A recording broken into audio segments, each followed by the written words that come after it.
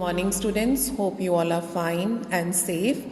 Today we are going to start up with your new chapter. This is short run equilibrium output.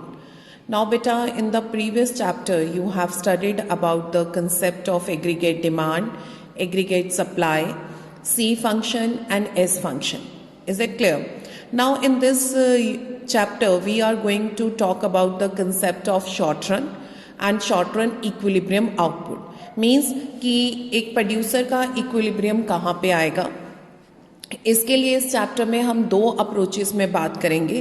First, the equilibrium can be achieved either aggregate demand is equal to aggregate supply और saving is equal to investment. So we are going to discuss the two approaches for determining the equilibrium output, or we can say GDP, that is AS is equal to AD approach and S is equal to I approach. Even in this chapter we are going to talk about the shift in equilibrium, or we can say the impact of additional investment and investment multiplier and its mechanism. Is it clear? And as already you know that whatsoever we are doing, this theory is given by Professor Keynes. So whatsoever we are writing, so we are saying कि it is done according to the Professor Keynes. And short run हम कैसे करेंगे? Short run मतलब it is a time period, but as this is a qualitative word, so how we came to know the time period is short run or a long run? So short run is that period in which we are going to assume the technology to be constant. Technology में कोई change नहीं आएगा, मतलब इतना का time span है जिस time span के अंदर टेक्नोलॉजी नहीं बदल रही.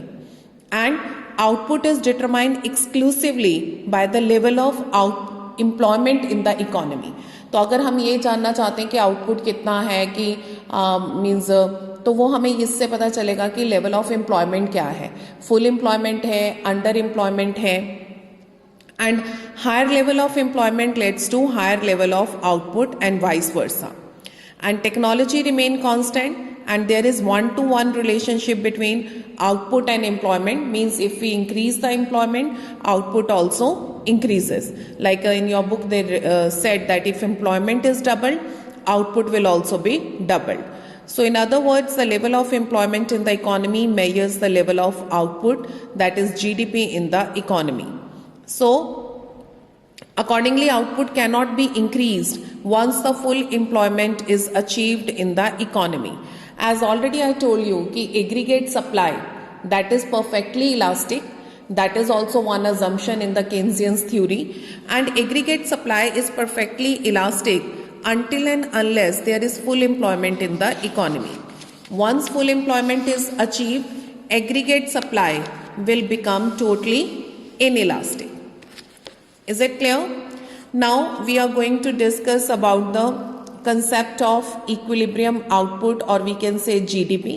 तो equilibrium कहाँ होगा? Equilibrium output, which is also called equilibrium GDP or equilibrium income, refers to that level of output in the economy where AS is equal to AD. Is it clear? And aggregate supply refers to the desired level of output in the economy. Is it clear? इस chapter में आप दो word सीखेंगे which is called ex ante and ex post. Ex ante का मतलब होता है desired, जो कि बिगनिंग ऑफ ईयर में तय होते हैं. And ex post means actual, calculated at the end of year. Is it clear? So इस चैप्टर में जब हम एग्रीगेट डिमांड की बात करेंगे या एग्रीगेट सप्लाई की बात करेंगे, तो we are talking about the ex ante aggregate demand and ex ante aggregate supply, और we are not talking about ex post. Ex post की बात हम करते हैं नेशनल इनकम में कि एक्चुअली क्या production. Is it clear? So here we are talking about desired, or we can also say planned or wishes. So all resemble तो हम कहते हैं that is all comprises of ex ante कि what the producer plan to supply and what the consumer wishes to spend on the purchase of goods and services in the economy. और short run equilibrium को समझाने के लिए हमें क्या prove करना है? AS is equal to AD, and we can also you also know that Y is equal to AS. Is it clear? तो अगर Y is equal to AS है तो instead of proving AS is equal to AD we can also prove that income is equal to aggregate demand. तो income किसके बराबर होती है? Consumption plus saving, और aggregate demand consumption plus investment. तो we can prove y is equal to AD. तो y की जगह हम लिख सकते हैं C plus S is equal to C plus I and S is equal to I, क्योंकि C कट जाएगा तो क्या रह जाएगा? S is equal to I. So either we can prove S is equal to I or we can prove y is equal to AD, which is the formula for AS is equal to AD. Then we are able to find our equilibrium. Is it clear? And equilibrium GDP, it comprises of three situations. कि either AD is equal to AS, this is equilibrium, and either it can be कि aggregate supply is greater than aggregate demand. That means actual stock is greater then required. Aggregate supply मतलब कि actually हम क्या दे रहे हैं, और aggregate demand मतलब कि हम क्या डिजायर कर रहे हैं. तो देयर कैन बी कि actual can be greater than desired, actual can be less than desired. Is it clear? और actual can be equal to desired. अब अगर मान लो कि aggregate supply is greater than aggregate demand, तो producer का loss हो जाएगा, अनसोल्ड स्टॉक उसके पास बच जाएगा. And if aggregate supply is less than aggregate demand, even then producer suffer the losses on account of unfulfilled demand.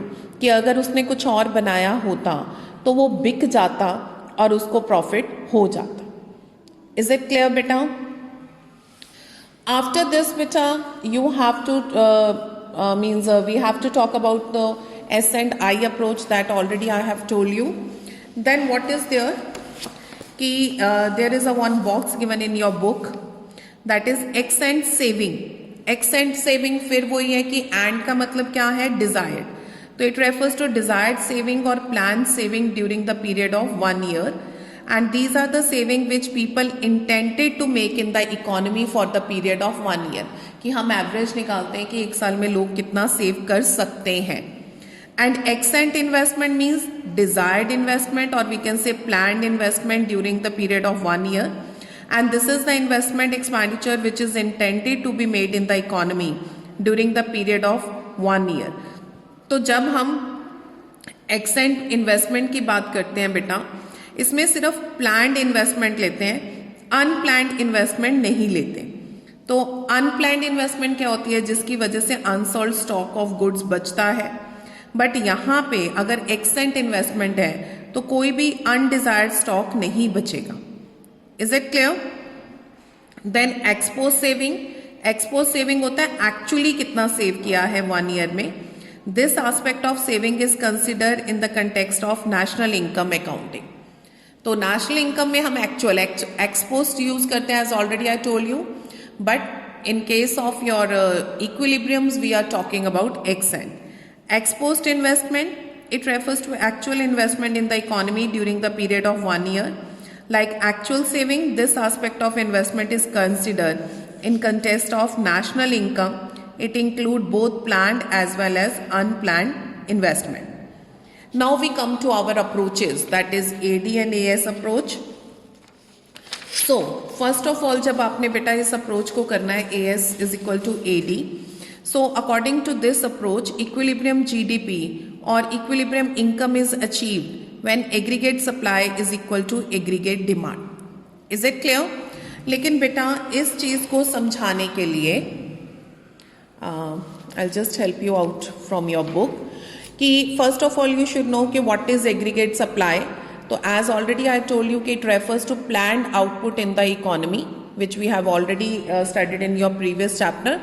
And it is indicated by the upward sloping line which is 45 degree, and it is equal to income. चाहे हम income कह लें या aggregate supply कह लें, both are identical as not as aggregate supply is not related to price as we are considering in the economy when price remain constant. तो हम क्या अज्यूम कर रहे हैं कि प्राइस क्या रहेगा, कांस्टेंट, टेक्नोलॉजी क्या रहेगी, constant. So it is an economy with access capacity. Access capacity है तो एग्रीगेट सप्लाई जो है वो एग्रीगेट डिमांड के अकॉर्डिंग प्रोपोर्शनेटली इंक्रीज और डिक्रीज होगी. तो अगर वो एग्रीगेट डिमांड के अकॉर्डिंग प्रोपोर्शनेटली इंक्रीज या डिक्रीज होगी तो in that case the price remain unaffected. Is it clear? तो ये सेम वो आपका डायग्राम यूज किया गया है. Then we talk about the aggregate demand. Aggregate demand refers to desired expenditure or planned expenditure in the economy during an accounting year. और इसके दो components हैं, desired consumption expenditure and desired investment expenditure. तो आपने aggregate demand के components किए हैं. तो उसमें क्या था? Personal final consumption expenditure, government final consumption expenditure and gross investment expenditure. Is it clear? तो आपको ये बात पता ही है, तो उसी से निकला है consumption expenditure and investment expenditure. Desired investment expenditure is assume to be autonomous. अब ये चीज बेटा आपके समझने वाली है कि जो इन्वेस्टमेंट होती है, investment it is of two types. One is induced and another is autonomous. Autonomous word का मतलब आप लोग समझते हैं automatic. Is it clear? And induce means depending upon the situation. यहां पे if you look at this diagram, I have drawn this curve, investment curve, and it is parallel to X axis. So what it is showing कि we are going to take only autonomous investment in our concept of short run equilibrium. We are not going to take induced investment.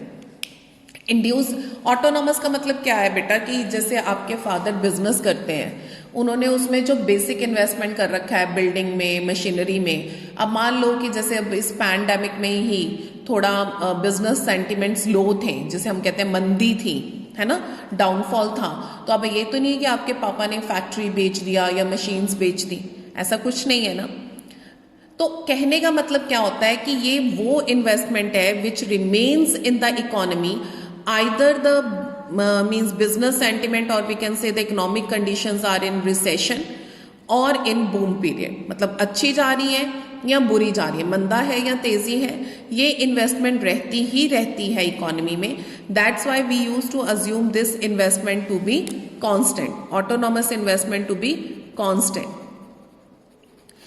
And induced investment means that depends upon the situation. Like if the business sentiments are going very good, we used to invest more.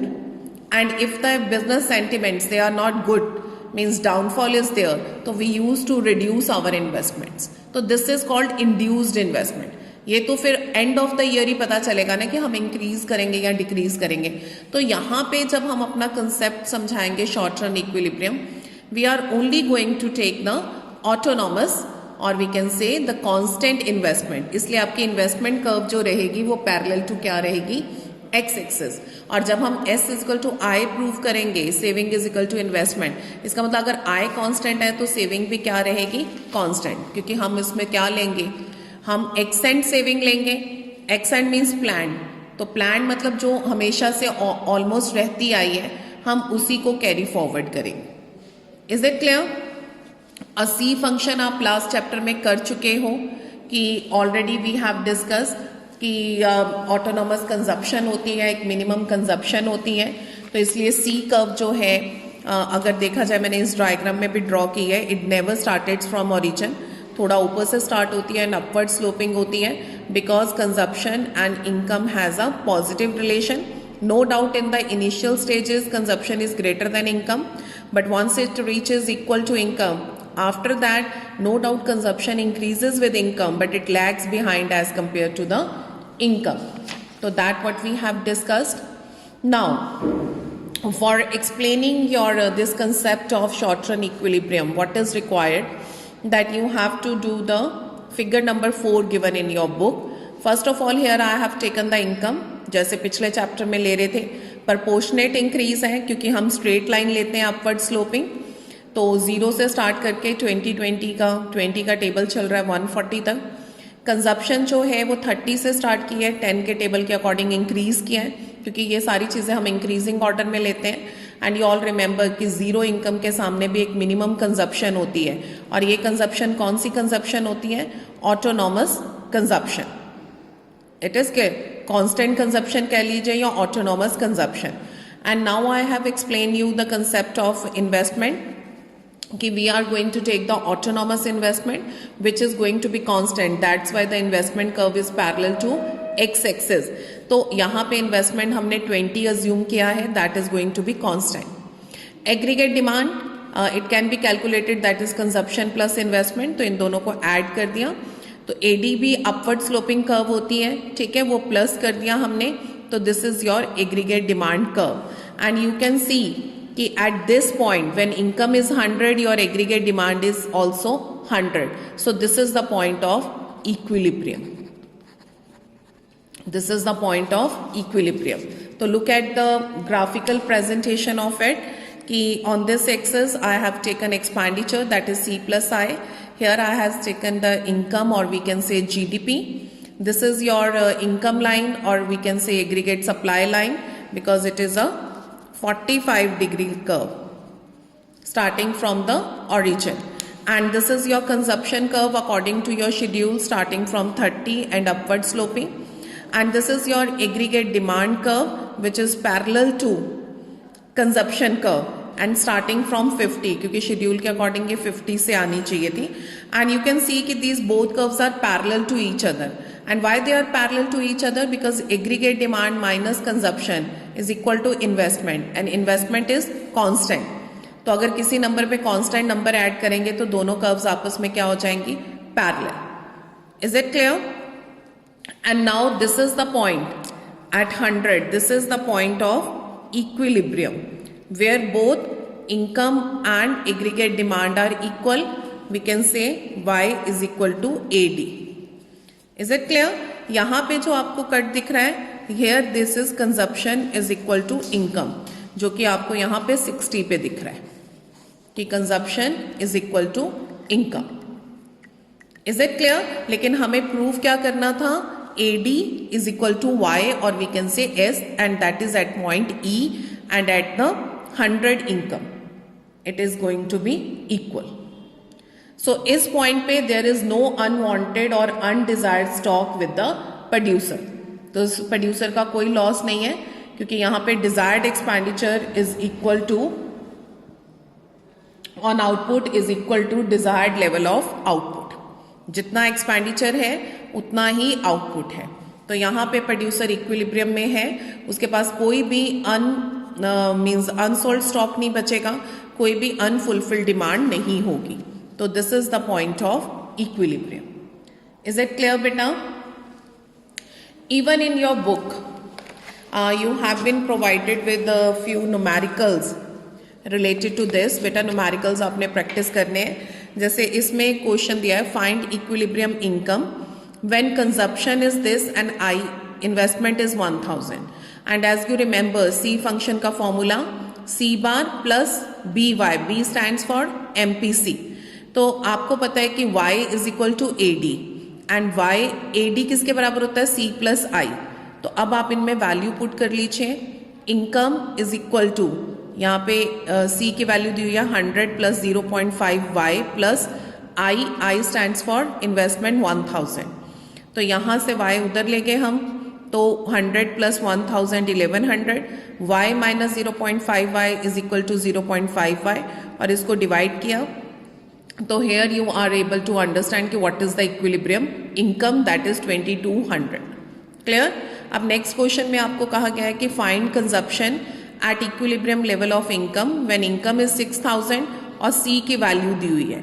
तो बेटा C की value में अब Y की value put कर दीजिए, तो you are able to calculate कि इक्विलिब्रियम लेवल ऑफ कंजप्शन कितना होगा. Are you able to understand? You are going to get these types of numericals in your exams to solve. Now, after this, the most important thing कि हम लोगों ने अभी discussion किया कि equilibrium कैसे अचीव होगा, But what happen if aggregate supply is greater than aggregate demand? That means कि if aggregate supply is greater than aggregate demand, तो producer के पास क्या बचेगा? अनसोल्ड स्टॉक बचेगा. तो वो अगले साल प्रोड्यूसर क्या करेगा? लेस आउटपुट प्लान करेगा ताकि उसका जो अनसोल्ड स्टॉक है वो क्लियर आउट हो जाए. Suppose this year the producer has produce 100 units of goods, but he is able two means sell out only 80 units.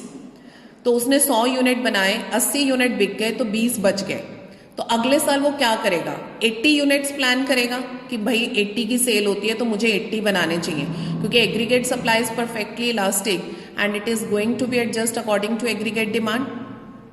Is it clear?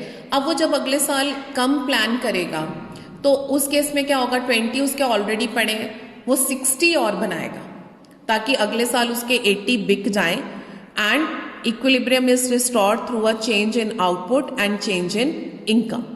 Is it clear? And what happen when aggregate supply is greater than aggregate demand? तो अब क्या होगा कि अगर aggregate supply is less than aggregate demand, again the producer has a loss for the unfulfilled demand. कि उसने अगर ज़्यादा बनाया होता तो वो बिक जाता और उससे प्रॉफिट हो जाता. तो to rebuild the desired stock and to avoid the loss of unfulfilled demand, the producer would plan greater production next year. तो अगले साल वो ज़्यादा प्रोडक्शन करेगा. Aggregate supply will be increase to become equal to aggregate demand. तो फिर वो क्या होगा? This is how aggregate supply adjust according to aggregate demand and equilibrium is restored through the change in output और we can say change in income. Is it clear? I think this is enough for today. Please do read it out properly and try to solve back questions related to this concept. Numericals हैं इसके लिए आपकी book में दिए हुए, उनको एक बार solve करिए, ट्राई करिए, तो you are able to understand it in a better way. Thank you बेटा एंड स्टे ब्लेस्ड.